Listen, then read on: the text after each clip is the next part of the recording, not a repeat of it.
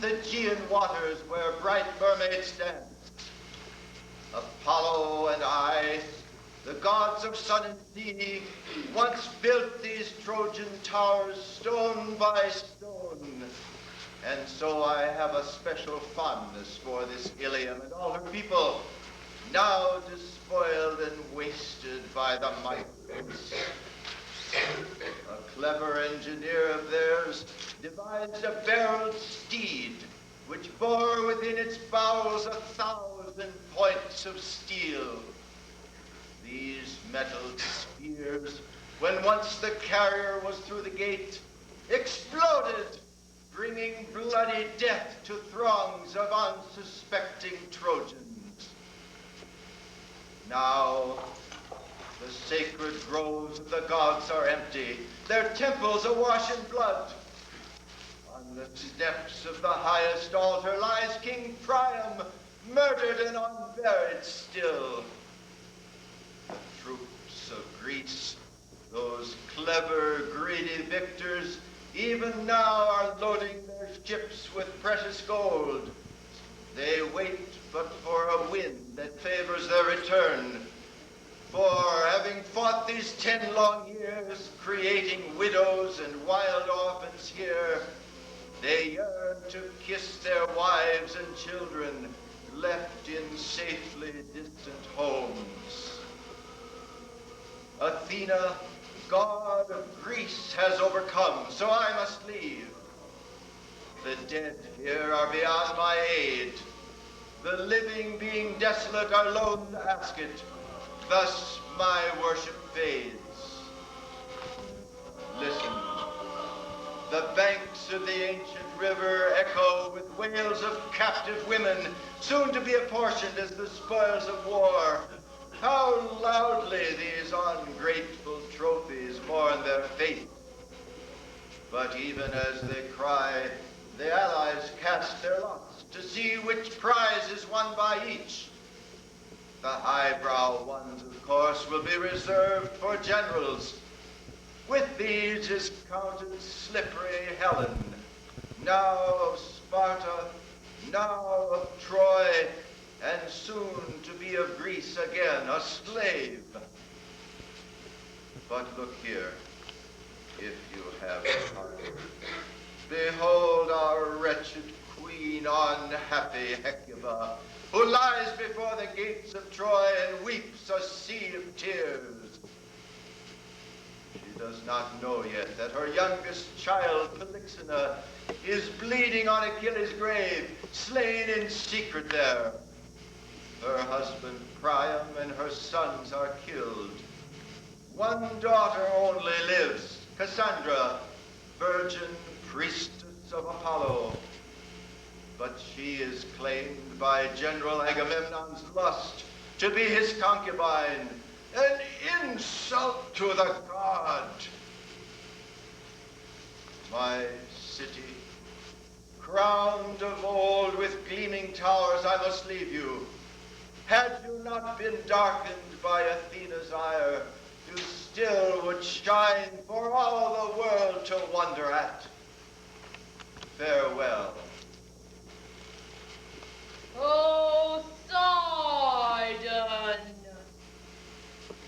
I would put aside this feud and speak with you of peace. Will you listen? We are kin, Athena. Bonds of kinship work strong magic on the mind and heart. Speak. Gentle words. I thank you. What I have to say affects us both. Is it divinely sparked? For the sake of Troy, whose ground we stand upon, I beg you join your hand with mine. Has all your hatred turned to pity now that Troy is undone? Answer first. Will you join with me? Yes, but I must know your purpose. Have you come to help the Trojans or the Greeks?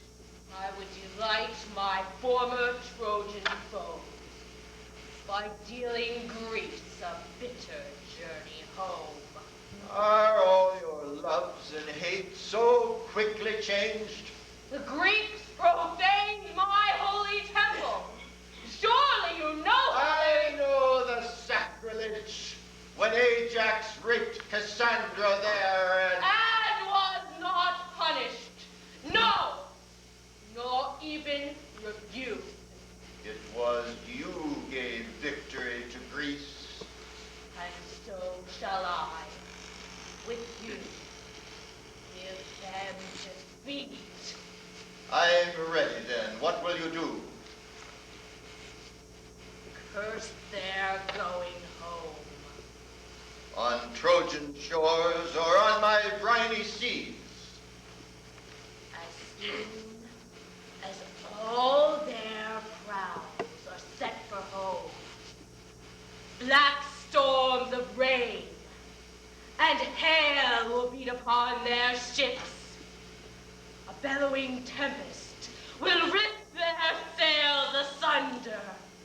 Lightning bolts will strike the masts, setting men and boats ablaze. All this will I do. Your part, to make the sea roads rock and roar, with waves whipped wild to foaming whirlpools, choked with the bodies of the wide-eyed dead. Thus, So the Greeks may learn to reverence me, and all the gods they dare call upon. So shall it be. For every man must learn. He that sows another's desolation reaps his own.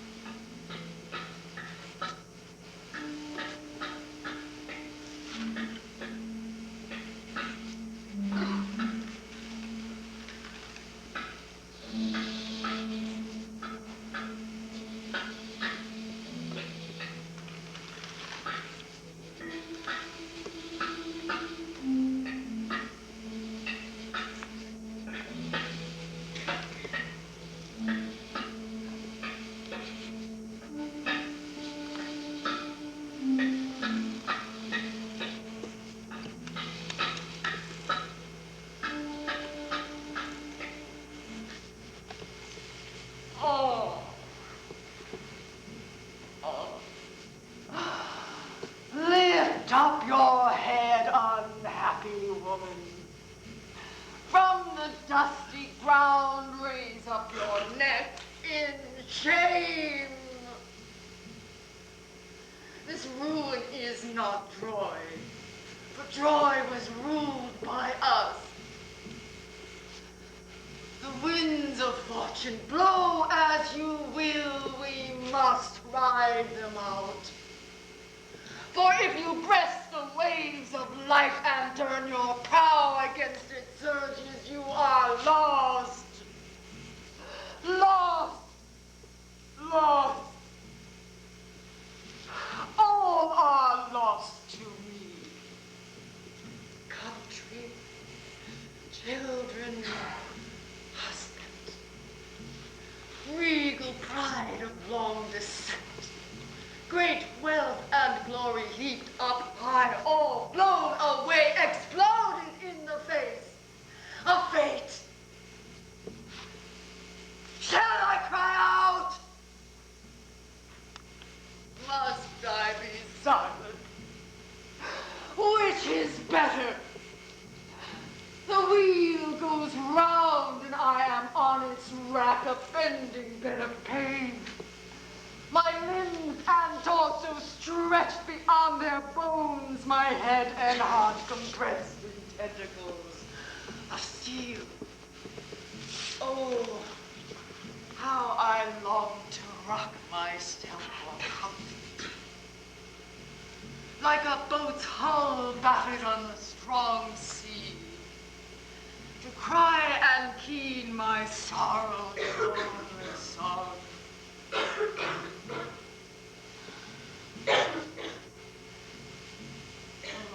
hateful ships without warmth or pity, slashing the sea with greedy oars, time to the drummer's pounding roar, speeding unwelcome to our shores. How did you find our city? What pretense have you for your plunder?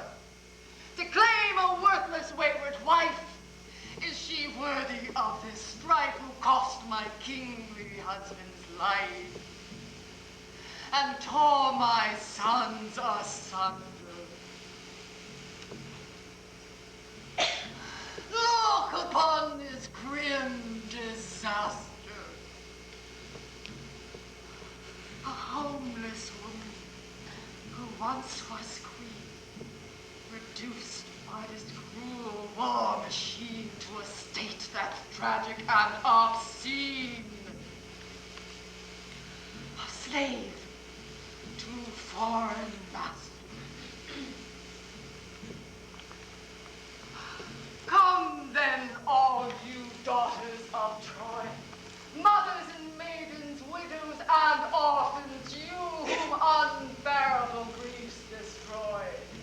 Let us weep for our wasted city of fire, for fathers and sons, for husbands and lovers, for the end in us of all desire. Of old I led your festive dance with royal pomp, to mark the rhythm while to the gods we sang our chants. But now when Troy's tall gods are bent, like a mother sparrow that beckons her fledglings, I would gather you under my weary wing and teach you to sing a loud lament.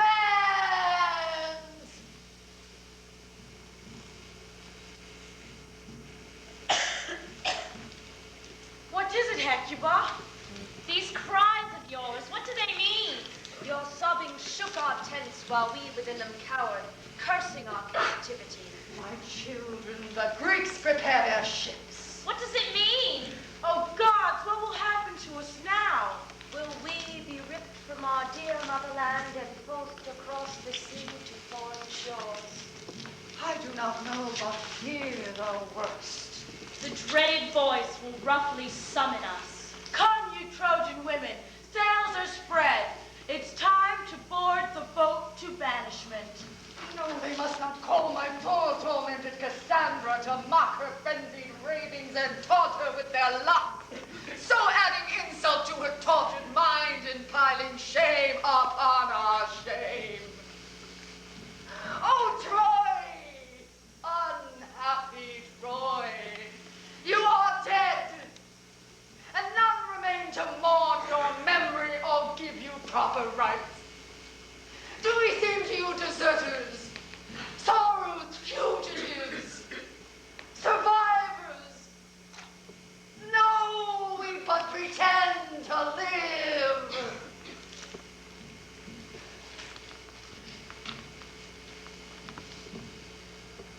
Your cries have drawn us from the captor's tent, O Queen. Tell us if you know, has the enemy decreed our death?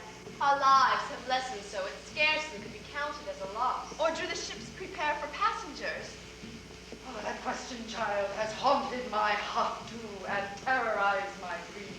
But do you know the answer? Has there been a herald from the Greeks to spell our doom? Whose uncompliant thrall am I to be?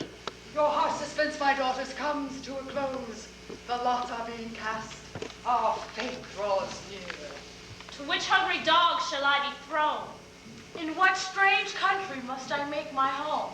Far from Troy and all alone?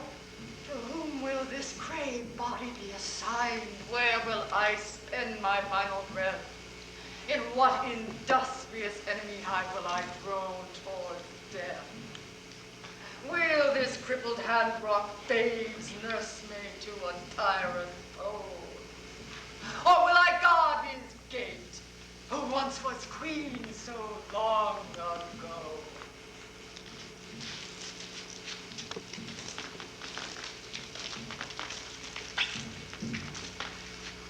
O breeze that propels these dark galleys across the tempestuous sea, O wind that infuses and rallies these sails, hear my plea. Oh, say where this thrall is to be taken, on what block of slavery be sold, in what hated country awakened to harshness untold. All gone are my sons in my city, my husband and father no more. They massacred you without pity, And called it a war.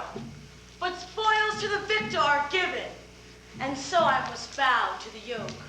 To odious bondage I'm driven, on tears of despairing I choke.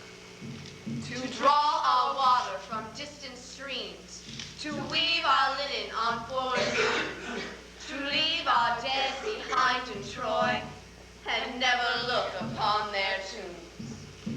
To give our bodies to strangers' lust, and cry our shame in darkened rooms. To suffer the invader's thrust, and bear his children in our wombs. To birth his babes and nurse their needs, to watch them smile and hear them prate, and not remember what was lost. This is our fate.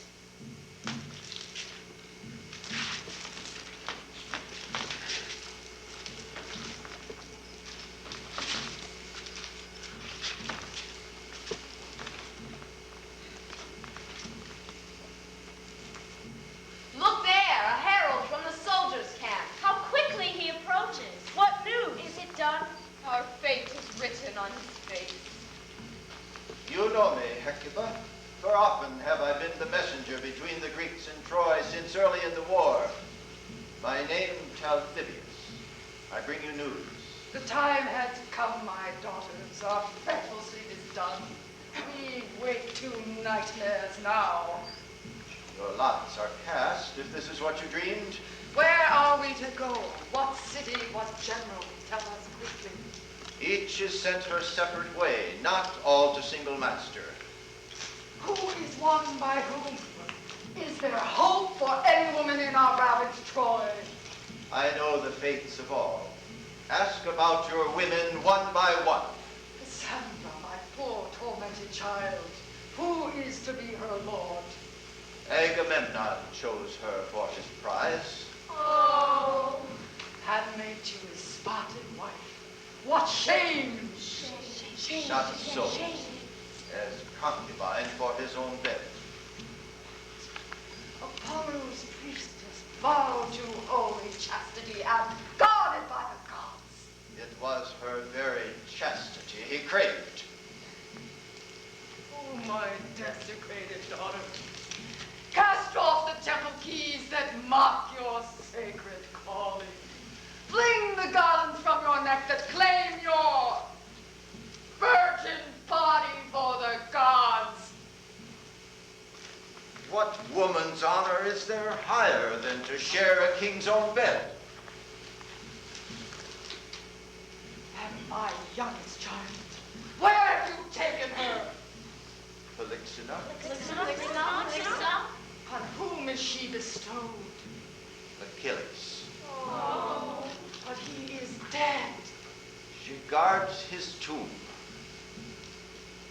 Did I labor with a child that she might grow to this grotesque vocation? Tell me, friend, is this the custom of the Greeks, that girls are set to guard your graves? Count her happy. All is well with her. What do you mean by that? Is she alive? She lives her destiny and has no cares. What of Andromache, the widow of my brave son Hector? What distress must she endure? Achilles' son has taken her. And I, whose ancient limbs require a stave, whose slave? The king of Ithaca, Odysseus. Oh, beat this uncrowned head, rend these tear-stained cheeks. Must I be made the slave of such a viper? One who poisons all that's just, whose two-faced treachery breaks every promise made, whose lies turn love to hate. Oh, weep for me, women of Troy, the worst of the lot is my fate. We now know of your sad fortune, Queen. But what of ours? Where are we to go? Bring Cassandra here at once. I must deliver her to Agamemnon's hand. Then I'll take you others to your lords. But wait, what is that light? A sudden glare of torches from the women's tents. Are you so loath to leave with us you set yourselves on fire? I know the freeborn, in the face of such restraints, can sometimes turn to desperate solutions. Out of there! Such death might satisfy your needs, but not the Greeks. Their wrath will fall on me. You are mistaken. There is no fire. It is my great Cassandra raging uncontrolled.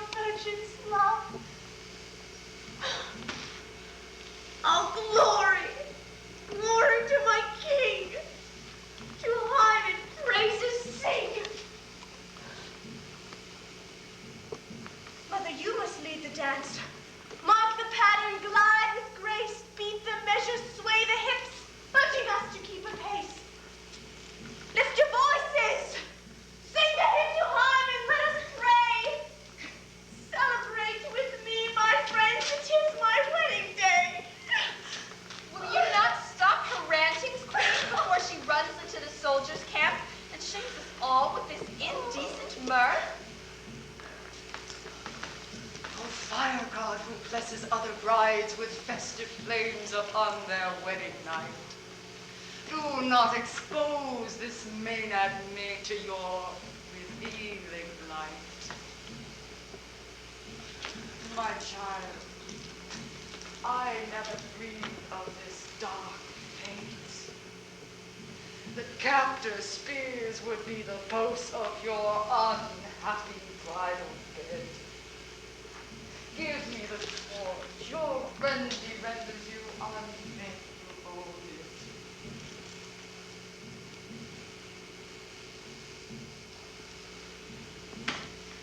I had thought that your misfortunes might return you to your mind. But there is no reprieve for you. One of you, please take this torch away. Her marriage hymns we must exchange for tears.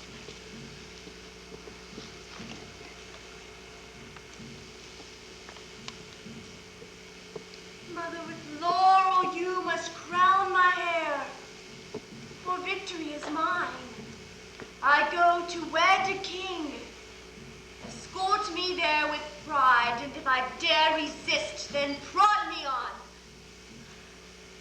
For by Apollo, I will be a far more bloody bride to him than ever Helen was to my unhappy brother.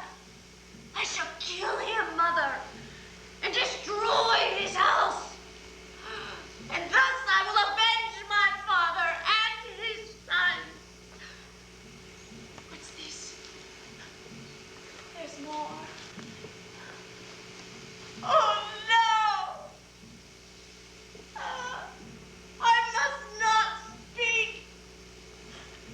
Not of the axe that cuts into my neck, or other necks as well. The fatal fruits my bridal bed brings forth. The matricide that crumbles to the dust the house of Atreus. Yes, I will prove our city, even Troy, is blessed compared to theirs.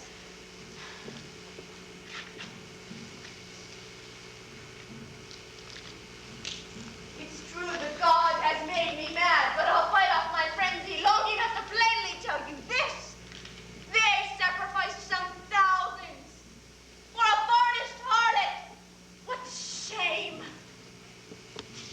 Their leader, for his brother's vain pursuit of her who came here willingly, cut down his daughter in her bloom of youth for what he hated most, gave up what he most loved.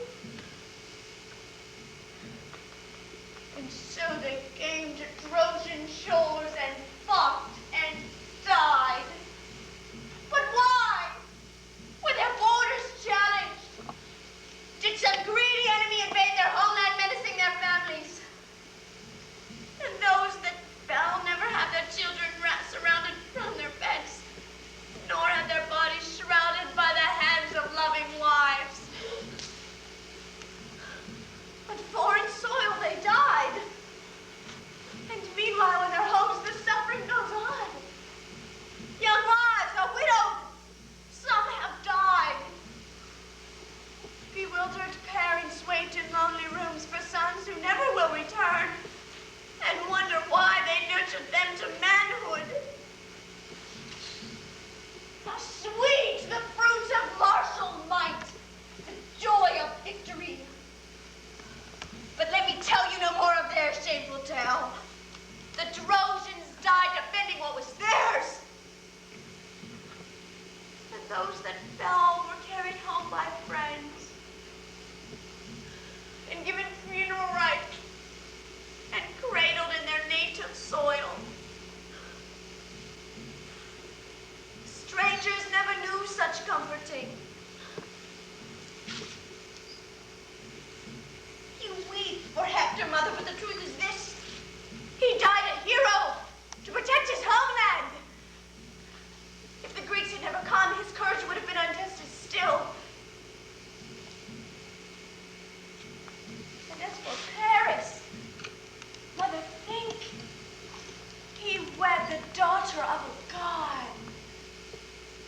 glory yet in that which gives our Troy immortal fame.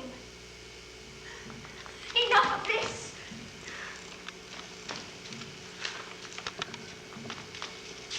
The wise man does not go to war. Amen.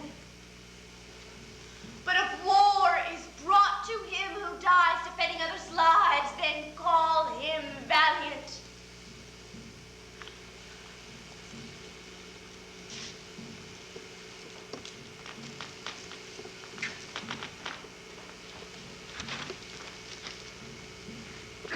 For your homeland, mother, mourn no more, nor for my marriage bed, since by it those who brought us down will find themselves awash in pools of bloody red.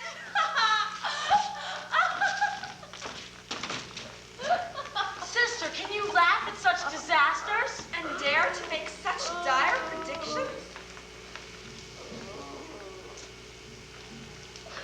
Had not Apollo stripped you of your wits, you would be punished for dispatching us to sea with such brash omens.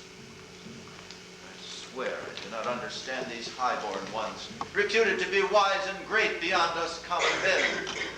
Our mighty Agamemnon, the king of all the Greeks, has lost his heart to this wild girl who would take this raging buck up to his bed. Yet lowly as I am, I would not touch a hair for all the gold of Argos. Since you are stranger to your senses, I take your curses hurled upon the Greeks and eulogies for Troy as well and fling them to the winds. Now, come with me aboard the ship. Our lucky general must have his blushing bride. You, Hecuba, follow when Odysseus gives the word. You will be servant to his wife Penelope, a kind and gentle queen, say those who know. Detestable churls! These messengers whom all the world abhors! These mouths disgorging death and pain, these desperate dogs! You say my mother goes to wait upon Odysseus' wife? What of the vision given me in holy trance that she would die on Trojan shores? What of the plotting? No. Enough of that.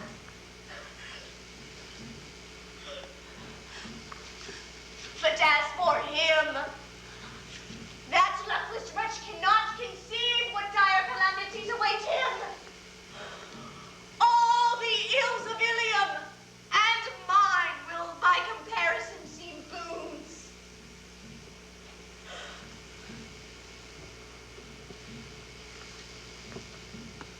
10 years will pass beyond the 10 spent here before he reaches home, alone. But first, Charybdis sucking, spewing deadly foam into her narrow strait. The Isle of Circe, whose foul charm transforms the unsuspecting into swine. Cyclops, who gorges on the lives of hapless men imprisoned in his cave. Rampaging tempests that will wreck his ships. The lotus drug, destroying all desire for home. The sacred cattle of the sun, whose slaughtered corpses low with human voice. And finally the underworld, whose depths he will survive, but only to return to that disordered home where wait 1,000 troubles more.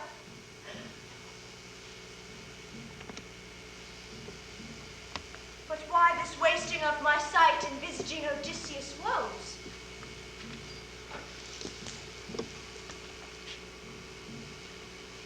Come, do your duty. I am dying to embrace my bridegroom. King of all the Greeks. Your hour basking in the sun will fade. By darkest night you will be cast into your lowly grave, and close upon will be my naked corpse abandoned to the storm ravines for hungry scavengers. Yes, I, who was once bright Apollo's votary,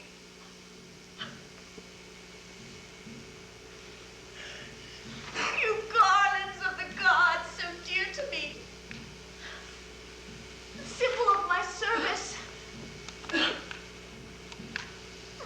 now of happy temple days and festivals of grace.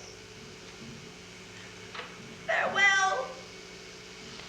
I rip you from my flesh, about to be defiled, and hurl you to the heavens.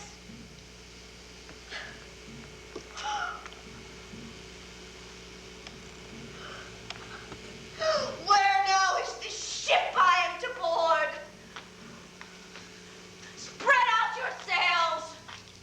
Raise up your crew. A foul, avenging fury goes with you.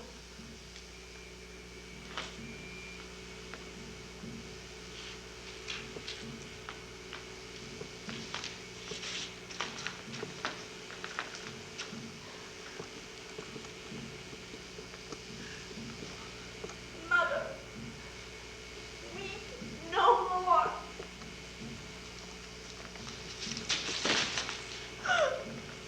Sweet motherland, I leave your ruined shore. Beloved ones who've gone beneath it. Father and brothers lost. Prepare my welcome to the land of Dis when I bring low the house of Atreus.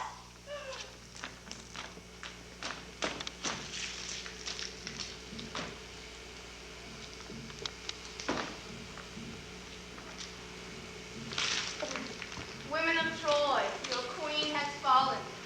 See how she lies, speechless, prostrate to her fate. How heartless we would be to leave her gray head thus. Come, raise her up. Let me be, my daughters. Unwanted kindness sometimes is unkind. All that I've suffered, have suffered, and shall suffer still is like a ballast on my bones. Gods! What use are they to go upon? And yet in evil times some instinct makes us pray. Oh, let me chant my litany of joys gone by, so you will better understand my loss and pity me the more. I was a princess married to a king, then mother of such royal sons as were the pride of Troy. No woman in the world could boast of better. Then I watched them fall beneath the spears of Greece and cut my hair and put it on their graves. My husband Priam too. No messenger relayed his death. I saw it with these very eyes inside the god's own house. Slaughtered on the altar stone like some dumb beast for sacrifice. My city sapped. The daughters I had nursed to rule beside their princely lords were torn from me. More agony than any labor, and dispatched to ruthless foes. No hope have I of ever seeing them again. And now the final blow. In my old age, I am to be a slave in foreign lands, to do whatever chores will tax my weary bones the most. Play portress at the gate through bitter nights, I who make these gnarled fingers grind the meal, to put upon the cold wet ground this aching head once pillowed on a royal bed, to clothe with rags this wasted frame bedecked of old and jeweled robes, all this, that one spurned husband might reclaim his fickle prize. So many sorrows crush my spirit. Thy poor Cassandra, God possessed my soul. What violence annuls your vows? And Polyxena, my dear Polyxena, where are you? Of all my little girls and boys, not one is left to comfort me. Not one. Oh, why then do you raise me up? What hope is there for me? Oh, leave this slave who once was queen of Troy to some forsaken place where wind-blown leaves may be my bed and piles of stones my pillow, to cry myself to death. No matter how the mighty thrive, presume none happy who are still alive.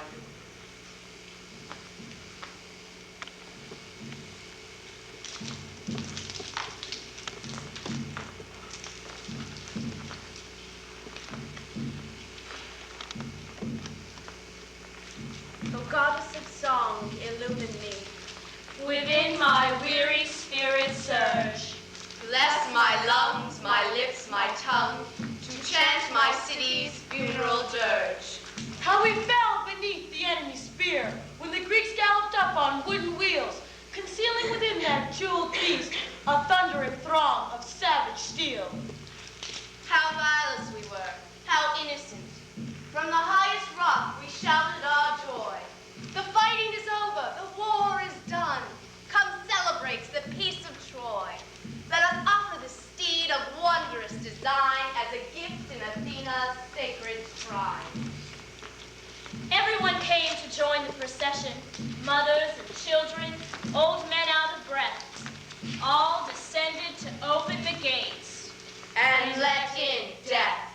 Quickly they bridled the unbroken mare, pregnant with ambush, waiting to bolt. With harness and halter straining, they heaved the horse and her murderous unborn colt to the floor of the temple, soon to run red with the blood of our trusting Trojan dead.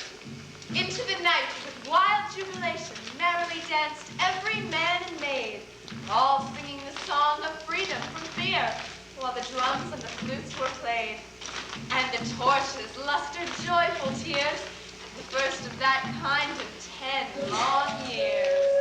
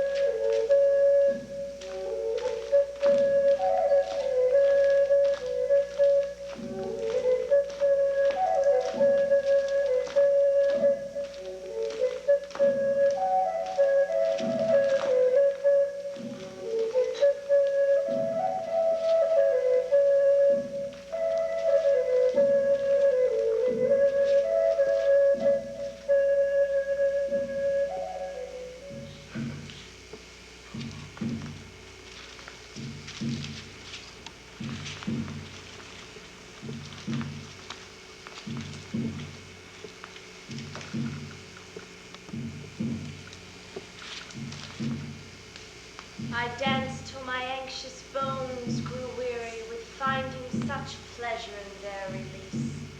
then happily turn from the festival hall to sleep at last the sweet sleep of peace. My husband was lazing upon our bed, with one arm gently tucked under his head. His mighty spear was slung from the wall, the call of the trumpet now quieted. I had loosened my ribbon, unbraided my hair, let fall my tunic about my feet, and approached in the cooling moonlit air, when a shouting and clanging filled the street. I, too, was among those dancing maidens, exulting in our escape from harm, when a curdling war cry deafened our music, sending frightened babes to their mother's arms. Then the mare gave birth to a lethal load, exploding from its treacherous guise. They steeped their swords in Trojan blood and turned on us with rape in their eyes.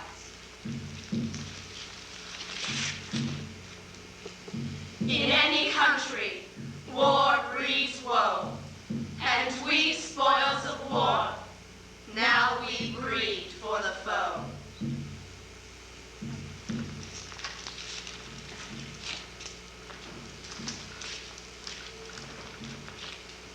Queen Hecuba, look there. It is Andromache, and clinging to her desperately her child and valiant Hector's son, Astyanax. Where are you going, unhappy woman? Surrounded by these trophies of war, the brazen armor of our brave Hector claimed by Achilles' prideful son? My masters drive me into bondage like a common beast. Oh, Why do you raise this moan? oh, For sorrows that are mine alone, oh gods, which no one else can own. my children. We were in days gone by, no more.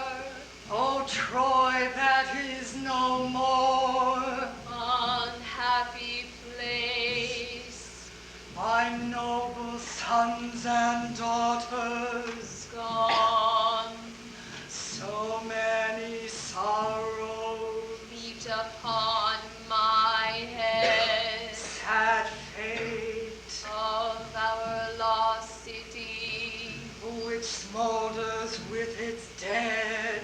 come back to me, my husband. He cannot heed your call, my son.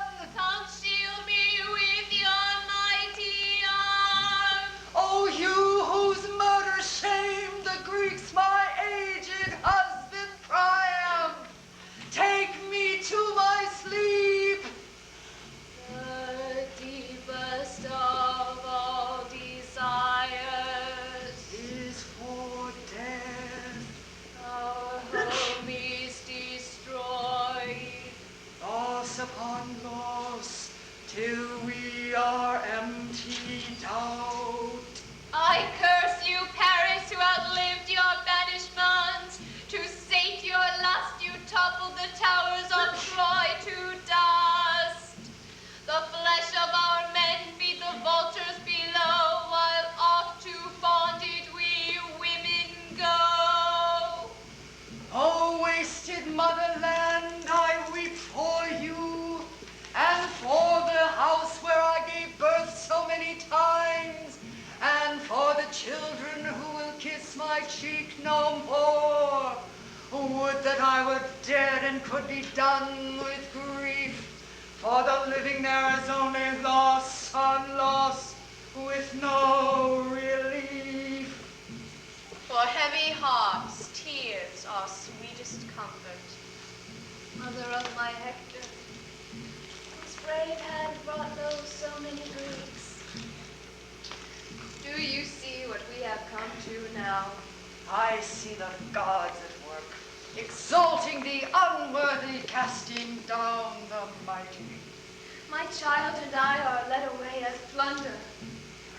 Fortune turns her wheel, and noble souls are shriveled into serfs. Necessity is hard to bear. Just now they tore Cassandra from my helpless arms. Arethu's arms will hold her next.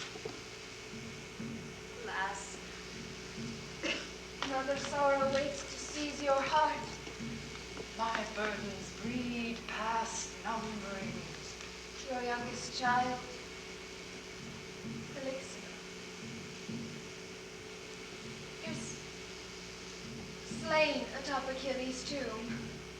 A senseless gift to pacify the senseless dead.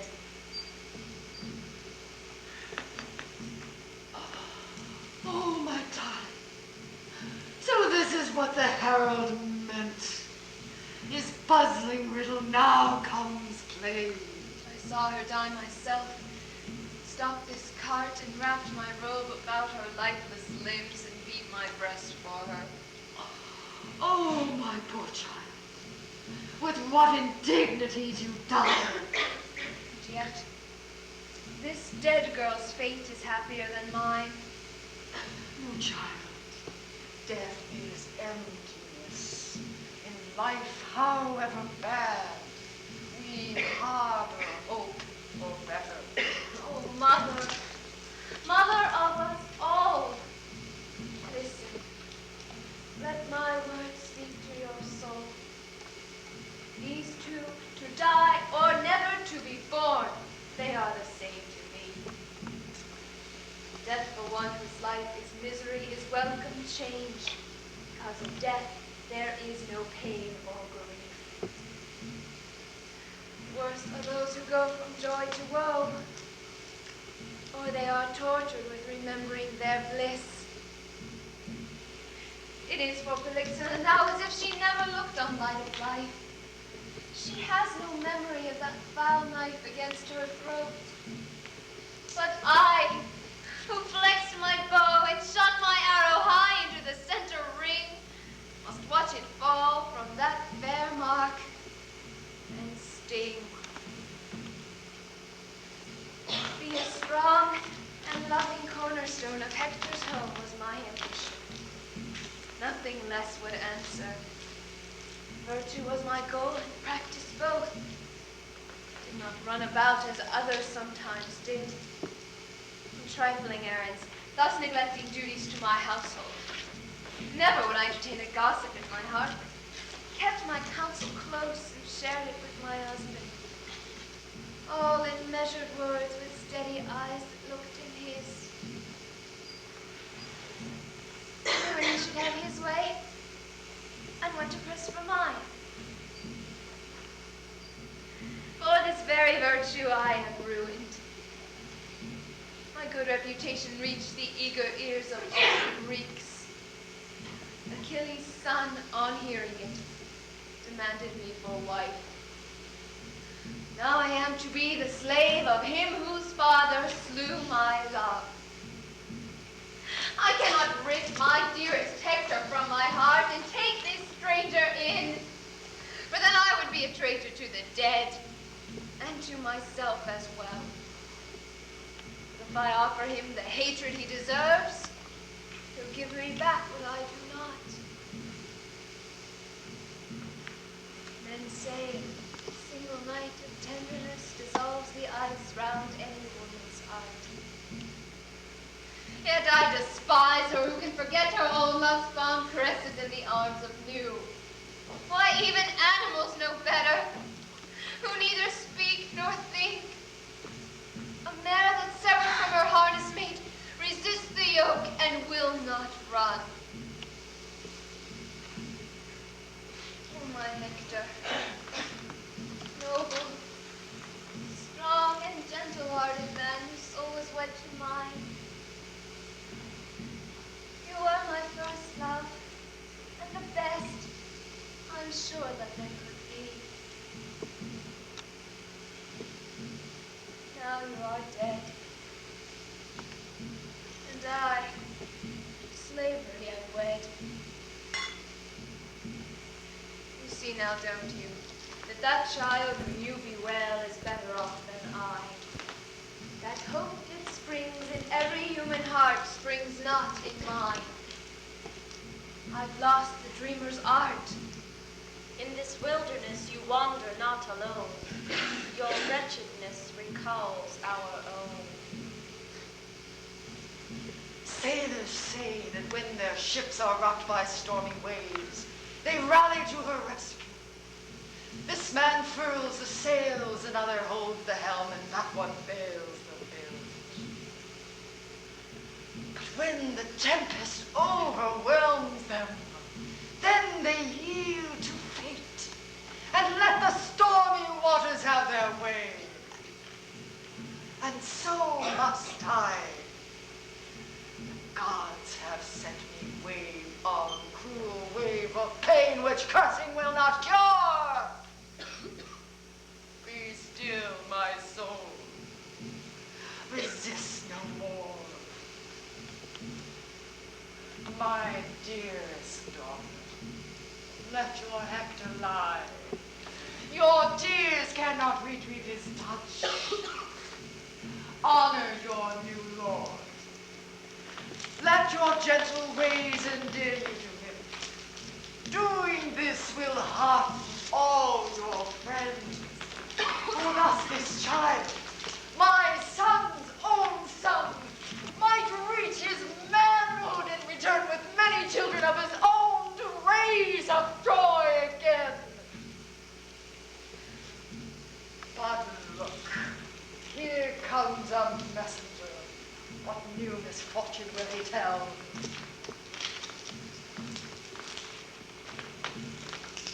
Oh, wife of Hector, bravest in all Troy, please do not hate me. I am loath to say the words. The Greeks and all their leaders What have now? agreed. Why this fearful prelude? They have decreed this child. How can I say it? What, are we to go to different masters? There is no Greek will ever be his lord. They would not leave him here alone in Troy. I cannot bring myself to break your heart. I thank you for that tenderness, but this misgiving tears my heart the more. Then I will say it plain. Your son must die. No! This evil dwarfs my other ills. Odysseus pressed the others to agree. Oh, God! This pain is too much to bear. He warned them not to spare a hero's son. May such a sentence fall on his. He must be hurled from the battlements of Troy. No! You would be wise to let him go without a fight. Bear your sorrow like a queen. Don't look about for strength, for you have none. Consider well your plight. Your husband and your city both are gone. You yourself are taken slave. Can one lone woman, even one so desperate, fight off a mighty force? I beg of you, do not resist or do such things as would dishonor you. Be careful not to curse the Greeks. If they hear some evil word, the boy will lie unburied, naked to the ruthless rain. Bow bravely to your fate in silence. Then will this child's corpse be given sacred rites, and you yourself be not unkindly used.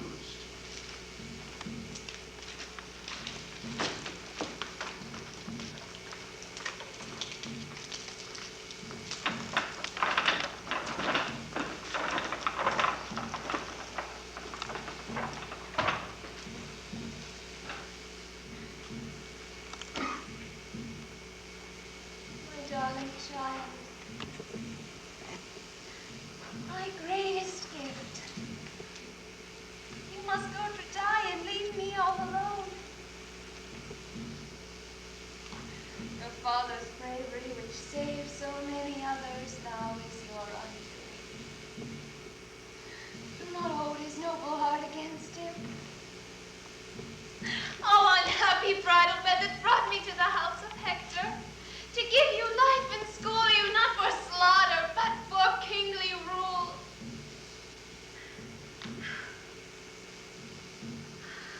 You cry too, my chick. Burrow in my folds like fledgling under mother's wing. Oh, can you know what is in store for you? The father cannot wait to take his spear in hand and harbor you from harm.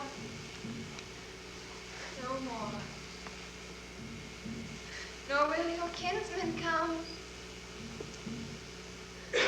Battlements are high. Down, down my baby bird will fall who has not ever learned to fly. Finally, the air is still, no breath. Your tiny body twisted and your neck will not have pity. Oh, nothing is as blissful as a child's embrace. Your skin's sweet smell fills all my senses. In vain I bathed your baby limbs. In vain I nursed you at this breast. In vain my labor pains and vigils at your sick bed.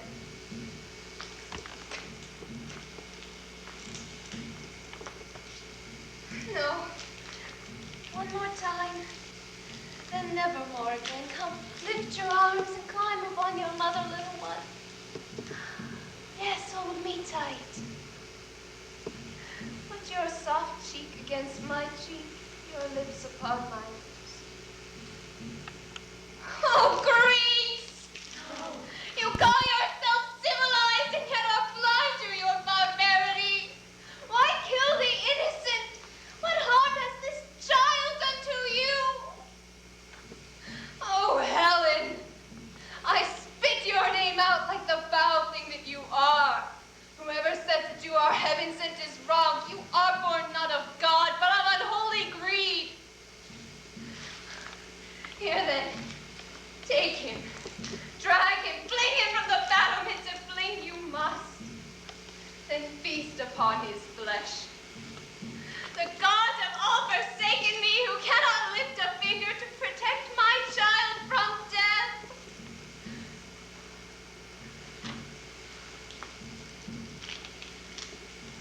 Now veil my furrowed face, set it for the ships, and for the bridal bed I've won.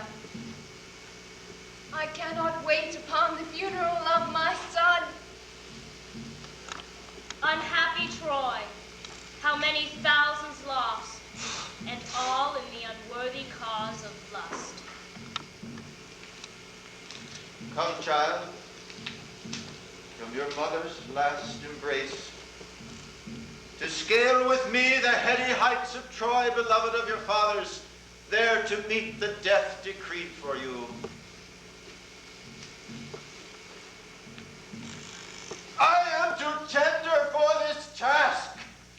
It calls for one who's cast in metal, not in flesh.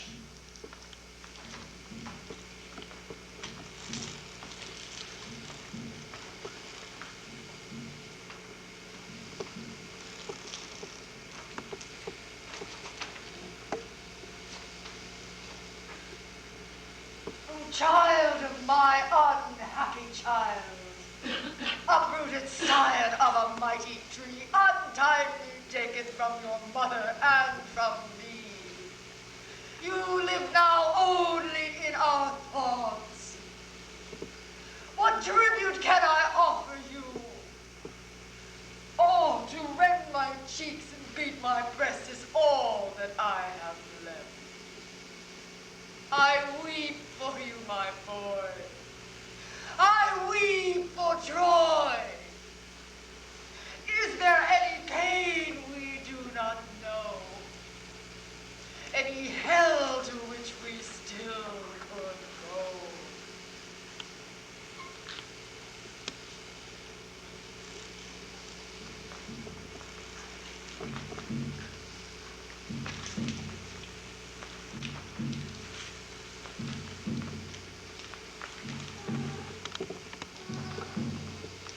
The fate of our children was graven when fortune arrested her wheel.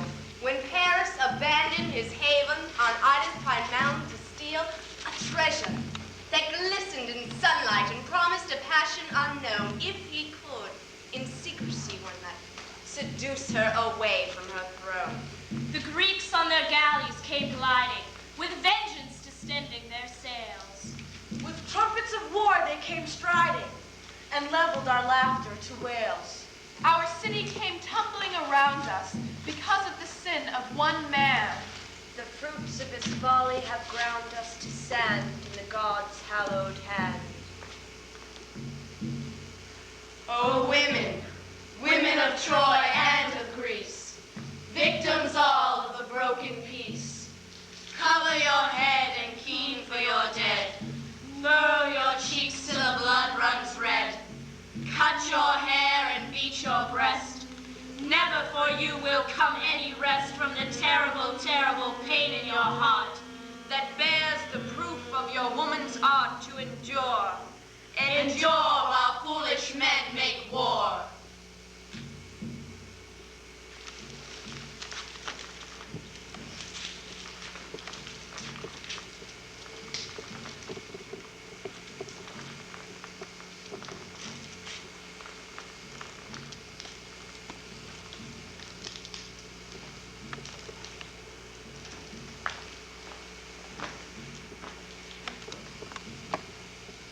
How clear and bright this day on which I seize my wife again.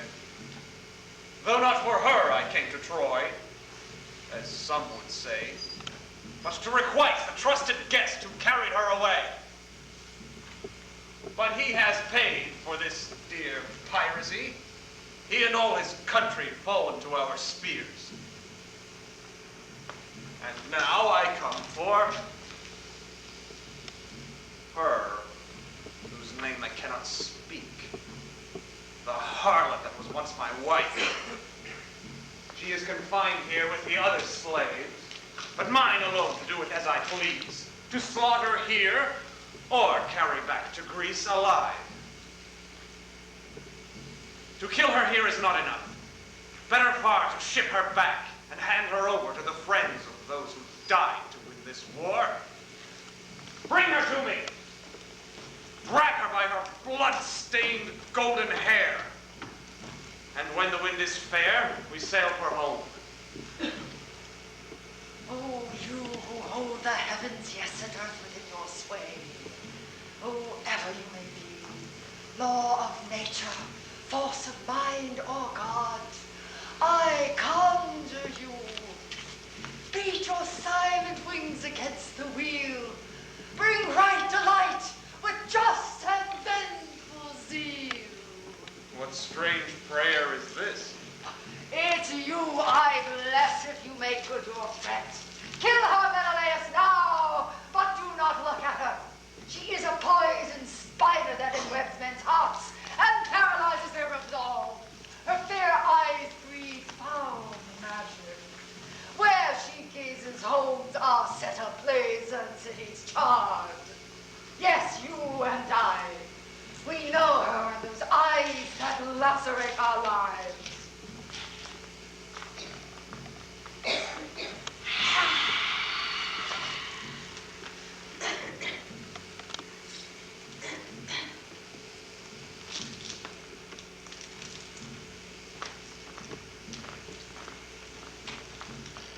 Menelaus, why this show of force? To make an unarmed woman quail? I know you hate me. Don't you? Answer me this one thing only if you would. What is decreed concerning me? There was no debate or ballot. Your lot was acclaimed by all the army. You are mine, the cuckold kings, to kill. May I not plead my case to prove that I would die unjustly if I die? Away! I did not come to listen, but to slay. Oh, hear her, Menelaus. War crimes must be tried. None should die without defense. Her name excuses, let her speak. But since there were events in Troy you know nothing of, let me bring prosecutor to the judge, then she shall not escape. A waste of time. But if she wishes, let her speak. Yet understand, I grant it not for her sake, but for yours. Perhaps it makes no difference what I say. Your hatred will condemn me with no questions asked. But I will guess the charges you would bring, refuting them with charges of my own. To start with, she herself was mother to these ills when she gave birth to Paris. She and that old king who let the infant live, despite the fiery dreams and fatal prophecy that he would ruin Troy. But there is more. When Paris came to manhood as a peasant's son, he grazed his sheep upon the Mount of Ida. One day he was asked to judge who was the fairest of 3 goddesses. Athena offered him the conquest of all Greece. Then Hera multiplied the bribe. The whole of Asia she would give, and Europe too, if named to win. At last came Aphrodite's turn. She filled his head with praises of my charms, then offered him my golden body for his realm. What then? Yes, she prevailed, and I became the prize. My ravishment a blessing to all Greeks. It's true! You have not bowed the Trojan spears as you'd have done if Hera or Athena could have turned his face from me. Do not deny the profit of your victory. And yet, your gains are lost to me, who am now twice betrayed. First, bartered for my beauty, then reviled for what should merit me a crown.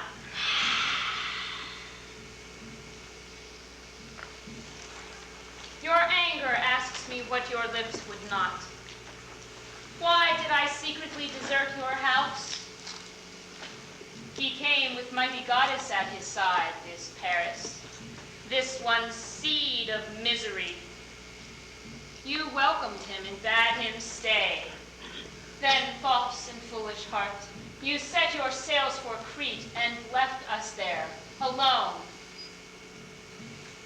I asked not you, but my own heart. Why? What impulse overwhelmed my wits and drew me from my motherland, my heart, and all that I held dear to follow this strange man? Not I, but Aphrodite made this choice. Avenge yourself on her! Be more the man than Zeus, who rules the other gods, but is a slave to her. My part in this is surely to be pardoned.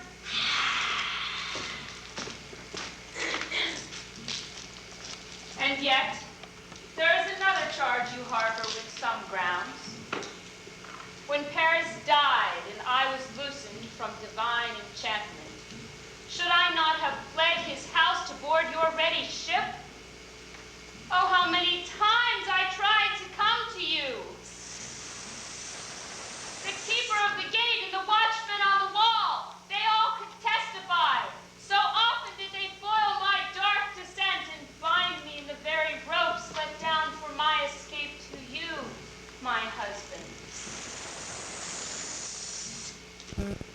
How then could you slaughter me and call it just? The force of God beguiled me from your arms. The force of men prevented my return. I am the victim, not the reprobate. To blame this war on me is challenge to the deity. Let be. Fair words belie foul deed. It frightens me. Speak for us, O queen, your children and your land. Confound this siren's magic. Show her hand.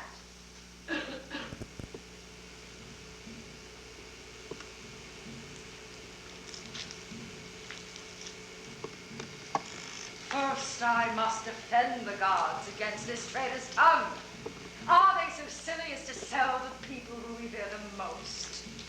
And all for a foolish beauty prize awarded by a shepherd's eyes? Why would Hera sacrifice her Greeks to foreigners, and Athena give to Troy her chosen ones? Why would the mighty Hera yearn for gracefulness? Is there a greater love to win than Zeus? Or would Athena, who so treasures her virginity, desire a pretty face to captivate some god-formed mate. Do not make fools of gods to hide your own offense. The wise will plumb your shallow waters. You protest. How ludicrous the claim that Aphrodite came to Sparta with my son. But why? Could she not have stayed in heaven and transported you and your whole town to Troy? The truth is this. My son was striking, handsome past compare. You looked at him with longing in your groin and called him God. Yes, it is often thus. The weak make Aphrodite of their lust. You saw my comely son in glorious array, and all your senses were inflamed. And suddenly your Spartan life seemed cold and small, as narrow as the rooms within the walls of Menelaus' house. And then you dreamed of Trojan streams of gold, where you might steep yourself in luxury. Behold the pomp that is the pleasure of the famed. But let that pass. You say my son took you by force. What Spartan saw your flailing arms or heard you cry for help? Your brothers both were there, but never called upon. And so you came to us, an angry army hot upon your heels, and all the murdering and misery began. On days when Menelaus' side prevailed, you sang his praises, gnawing at my son's uncertain heart, whose love had such a mighty rival. But when Troy controlled the field, your Greek lord was forgotten. Your fidelity was not to neither man. It followed fortune's flight. Imprisoned here against your will, ropes let down for your escape. Why was that rope not bound round your neck, or knife plunged in a heart who longed so hopelessly for husband loved and lost? You dreamed yourself a god, and do so even now, or you would never dare to hold your head so high, or breathe the very air your husband breathes. Oh, vicious fiend, who should with abject shame have torn your clothes and shaved your head to show repentance for the pride that claims so many lives. Menelaus, I make my final plea. Redeem your honor. Crown the Greeks with justice. Abjure this thing. Make it clear with her last breath. The penalty for faithlessness is death. O king, be worthy of your house. O king, be worthy of your house. Be worthy of your house. king, be worthy O of your king, house. be worthy of your house. Be man enough to punish her. And you will rout disgrace and win the praises even of your enemies. My own heart knows. You speak the truth.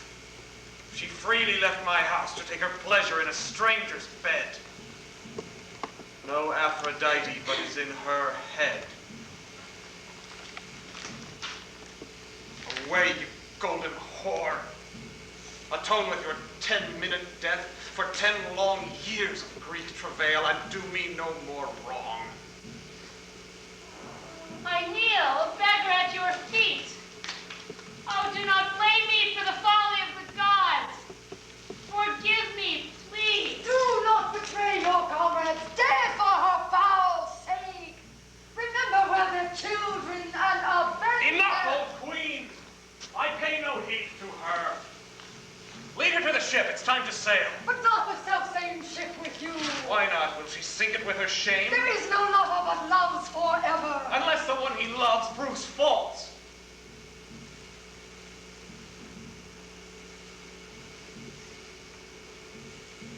Yet you will have your way. She shall not ride with me. You counsel well. once in Greece. She dies an evil death, since evil were her deeds, and so becomes a warning to all women to be chaste. No easy thing. Yet still, her painful death would sting with terror even those more lustful and debauched than she.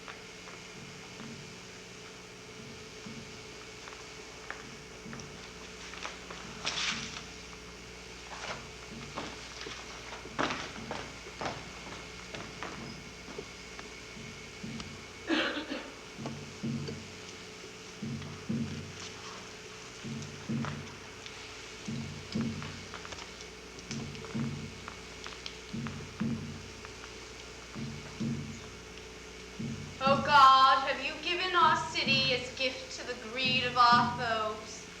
Is there in heaven no pity for Troy and her woes?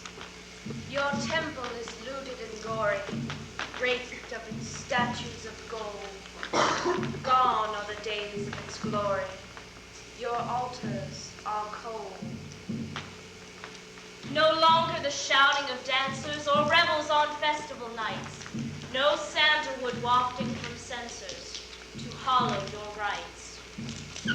No longer to see the great mountains of Ida, struck first by the dawn. Deserted, her peaks and her fountains cascading, all gone. The towers of Troy are on fire. The stench of our dead chokes the air. Our hearts are asleep to desire.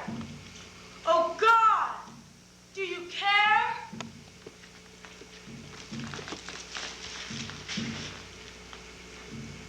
O my husband, my beloved, unburied on the plain, your dear spirit roams forever, doomed here to remain, while I, enslaved, must wander across the glassy sea to eat the bread of exile and tame my memory. O my children, little darlings, all gathered at the gate, how many times I held you and smiled to hear you prate. It hurts to see you reaching and calling with a moan. Oh, mother, do not leave me alone, so all alone.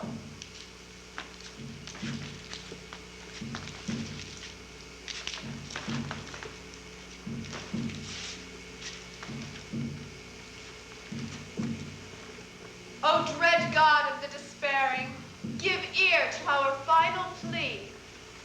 When the ships of Menelaus bearing us are far at sea, flash your sacred bolts of lightning, hurl the mass unto the oars. Let the tempest tear and frightening fires burn the galley floors.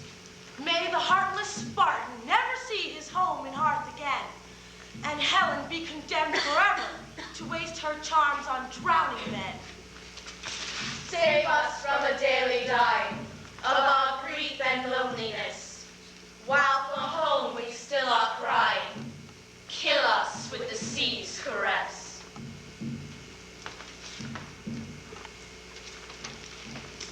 Oh, what new grief is this to pile upon the old? It seems we breed them here.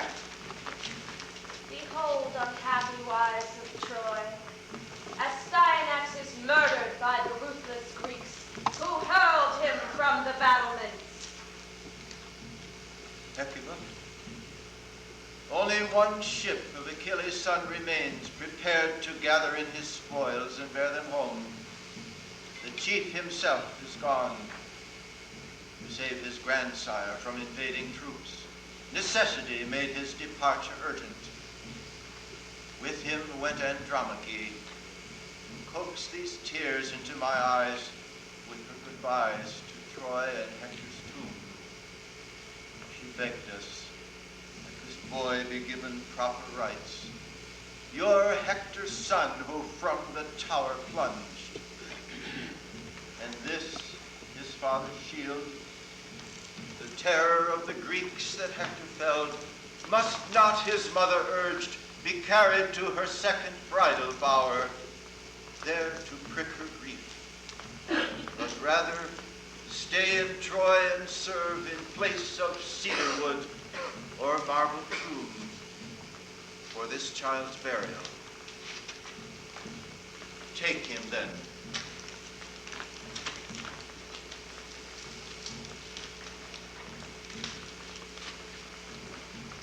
Bind him, dress him in what scanty means you have, his mother being gone upon her master's haste, and thus denied the grace of laying him to rest. When you are finished, I will put him in the ground. We wait on this alone to leave. Quickly, therefore, all that you must do. One labor I have spared you. As I crossed the river coming here, I bathed the body, washed the wounds. Now I go to put him in the ground and dig the grave, that we may end our work together, and with speed set sail for Greece.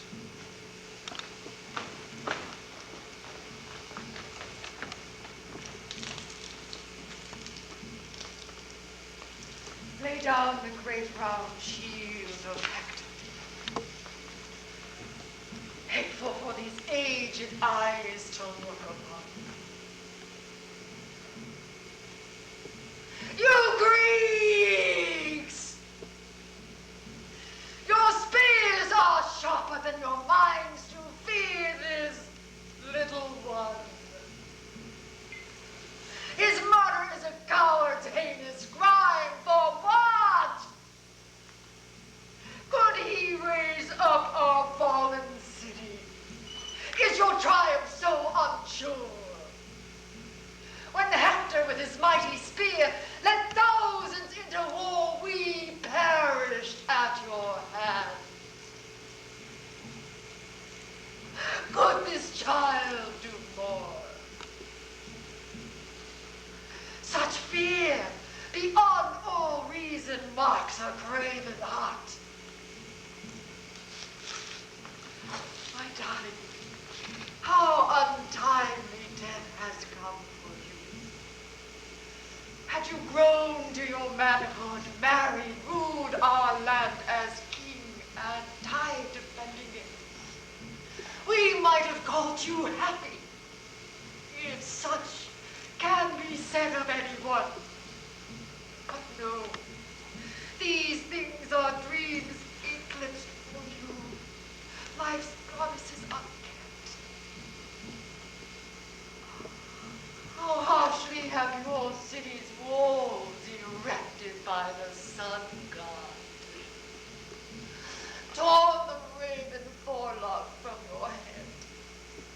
That strand your mother teased so often with fond kisses. Oh, what bones like teeth sneer up at me between the bloodied strips of flesh I cannot bear. These silky little hands, the image of my little Hector's, now are limp. And dearest mouth, so often full of playful jest, is still. You fibbed to me, my little one, when you cuddled in my bed and said, Grandmother, when you are dead, I'm going to cut these black curls from my head and bring a band of comrades to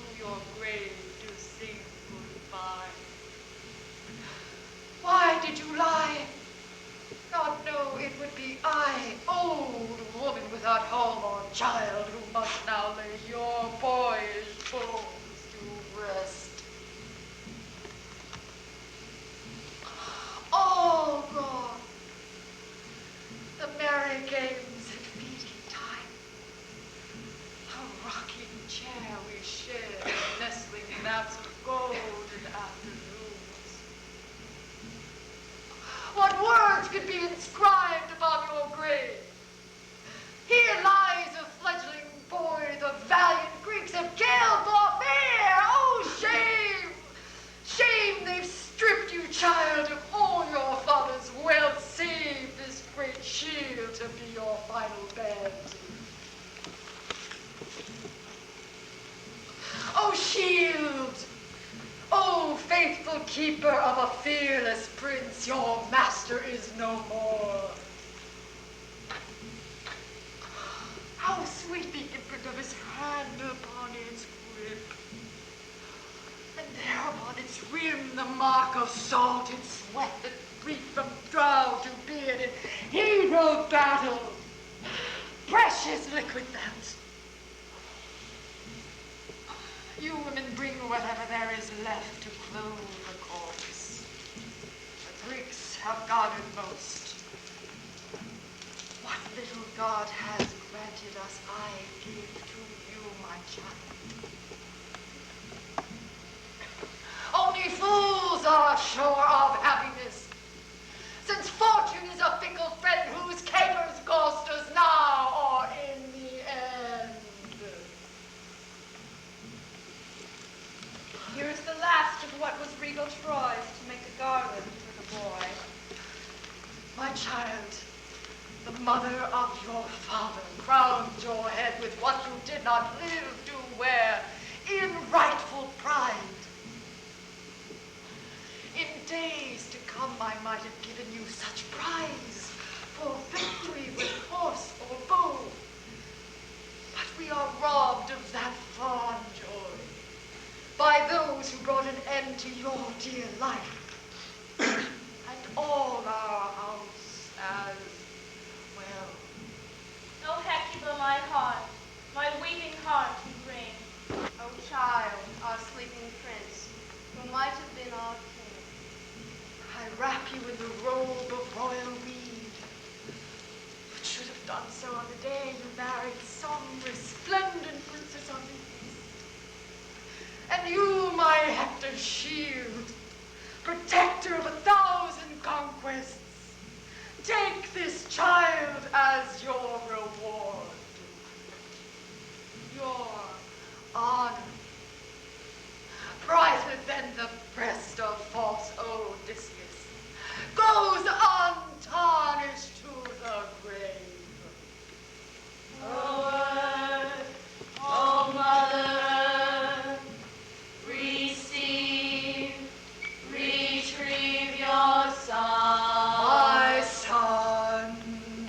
O well, assail the gods The gods. with griefs that overrun. Oh, kiss each wound, my little one, just as when you were hurt at play and called me nurse.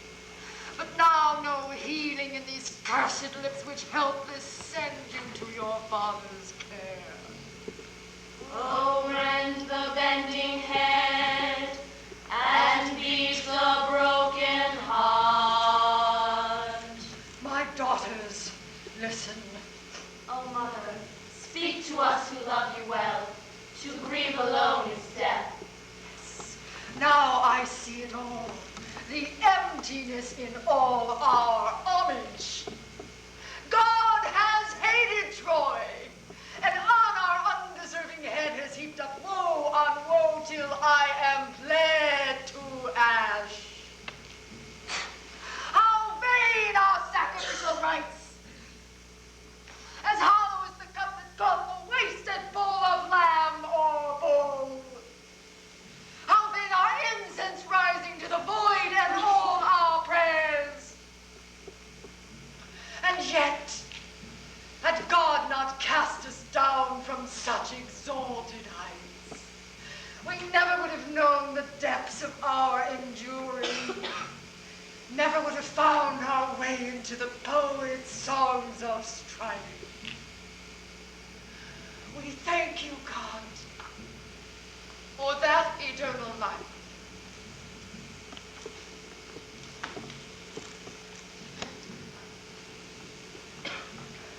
Take him to his grave.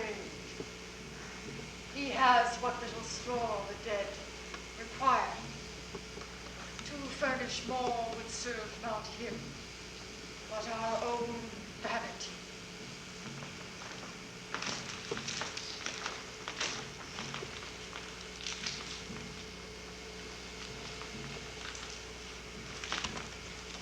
Oh, son, the only one of your unhappy mother. What hopes were heaped on you at your first infant breath, but could not stay your cold gray death. No, could not stay your cold gray death. Not stay your cold gray death. Look there, where careless soldiers wave their fiery torches on the tower walls.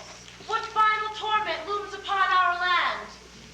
You captains who have orders to destroy the spires of Troy by fire, release your torches now. Oh, please!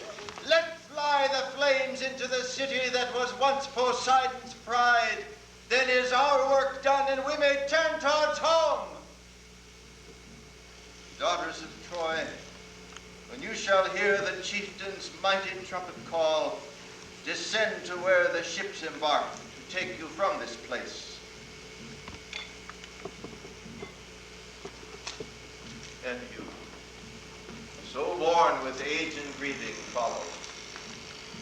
The soldiers of Odysseus wait. To him has fortune made you slave.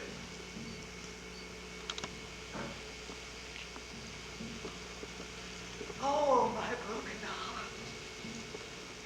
I have reached the deepest bottom of my vale of tears. My city crumbles in a blazing sea. Oh, carry me, my failing feet. Make one last climb upon this mound and fondly say farewell. Oh, Troy, that stood the tallest prince of all the cities of the East. Your name and very day of golden glory fades to ashes in this flame. And we who cherished all your ways are taken into exile. Hear me, God! Oh, why do I cry out to God whose ears are deaf to me? Oh, fiery Troy, beloved home, embrace me on your funeral pyre, and let me there expire. Come back, you poor tormented thing. Your miseries have made you mad. Her demons must be exorcised, for great Odysseus will be served his prize.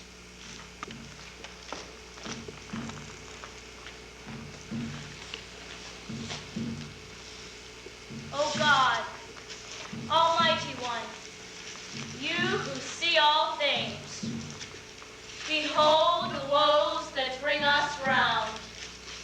Oh, do not shun us who are here undone. God sees, but does not care. Our cherished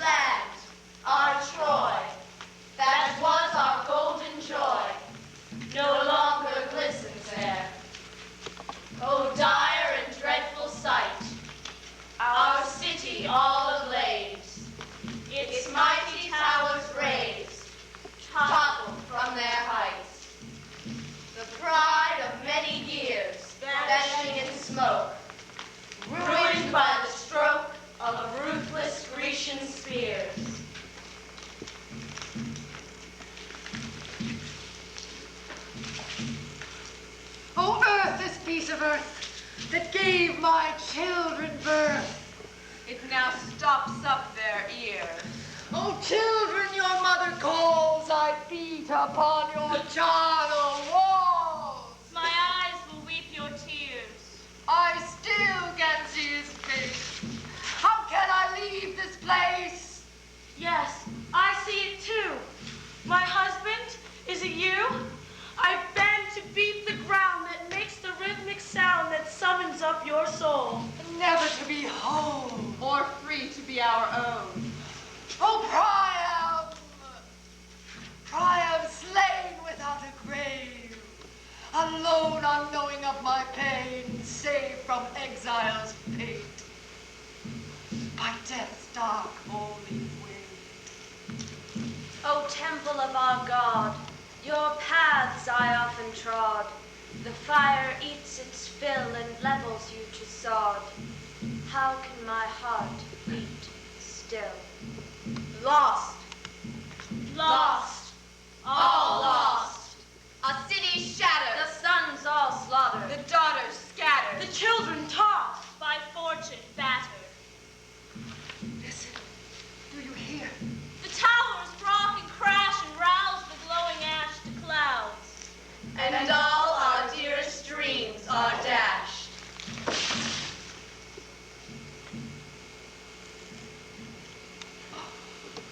Oh, empty cage of flesh that shakes with sorrow. Move on. What troubles fresh? Wait for you tomorrow.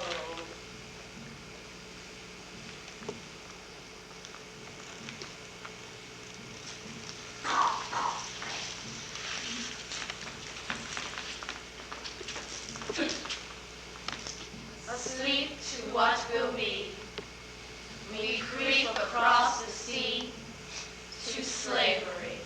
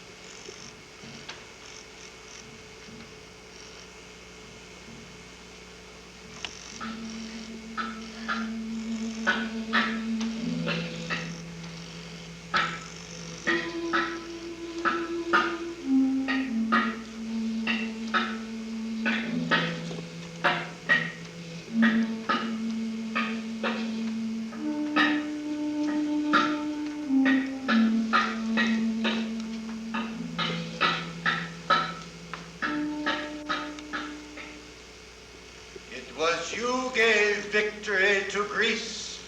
And so shall I, with you, give them defeat. I'm ready then. As soon as all their prows are set for home, black storms of rain and hail will beat upon their ships. A bellowing tempest will rip their sails asunder. Lightning bolts will strike the masts, setting men and boats ablaze. All this will I do. My part is to make the sea road rock and roar, with waves whipped wild to foaming whirlpools, choked with bodies of the wide-eyed dead. So shall it be. For every man must learn, he that sows another's desolation reaps his own.